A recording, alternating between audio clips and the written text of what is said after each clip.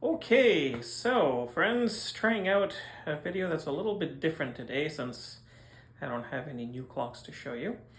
So instead, I will be trying out a compare and contrast type video. And to that end, here are two clocks that are long lost brothers. So on the right, we have a Hamburg American Clock Company Celebrate clock, model number 805, made in 1926. This clock chimes Westminster and Trinity.